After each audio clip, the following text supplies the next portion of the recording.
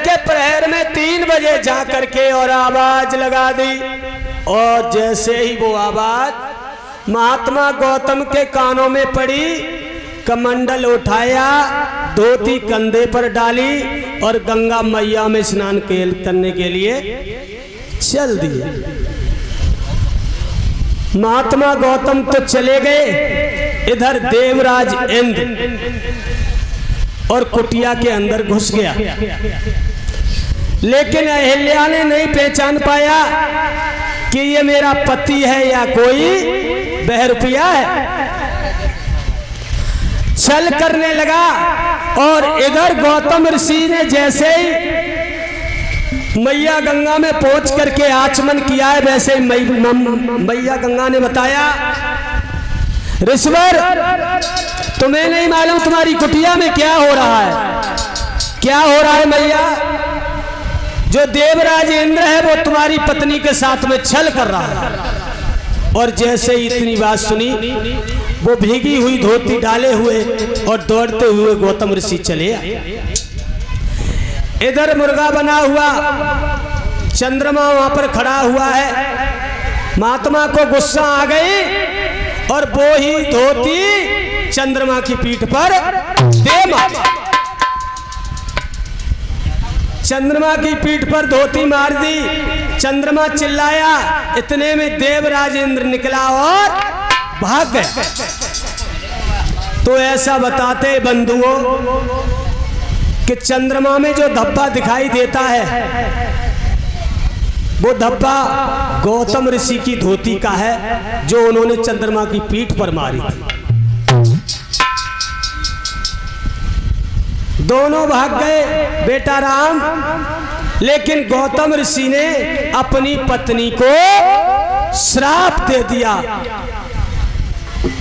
तुमने मेरे साथ धोखा किया है और अपना पतिव्रता धर्म खंडित किया है, इसलिए मैं तुम्हें श्राप देता हूं, तुम पत्थर की हो जाओ। तुम पत्थर की हो जाओ। तो हाथ जोड़ करके विनय करने लगी गौतम ऋषि की पत्नी, मुझे कुछ भी मालूम नहीं था, मेरे साथ धोखा हो गया। अब आपने तो मुझे श्राप दे ही दिया है, तो एक काम और कर दो, मैं आपसे क्षमा चाहती हूं, अनजाने में मुझसे गलती हो गई, इस पाप से मैं कैसे मुक्त हूं? तो गौतम ऋषि कहने लगे, अहिल्या मेरा शाप तो व्यर्थ नहीं जा सकता, लेकिन हाँ इसी जगह पर स्वयं नारायण भगवान अवतार धारण करके आएंगे और वो ही आकर के तुम्हारा उद्धार करेंगे।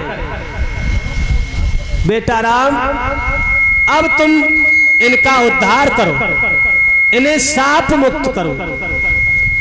पुरुषोत्तम भगवान श्री रामचंद्र जी ने और अपने पैर को उस शिला पर रखा और जैसे ही भगवान का स्पर्श हुआ उस पत्थर से, वो अहिल्या अपने रूप में प्रकट हो गई।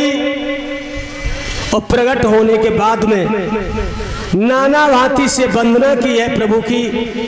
प्रभु आपने मेरे ऊपर बड़ी कृपा की, आज मैं उस पाप से मुक्त हो गई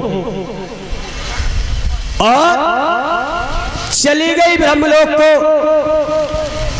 अब धीरे धीरे और आगे बढ़े हैं।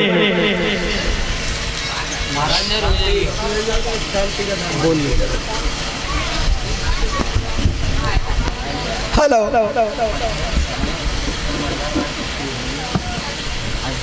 हेलो हेलो, आज की तारीख में पंचम दिवस में जो श्रीमद् भगवत कथा में माता रानी के दरबार में जिन भक्तों ने दान प्रदान किया है उनके नाम इस प्रकार है। हेलो।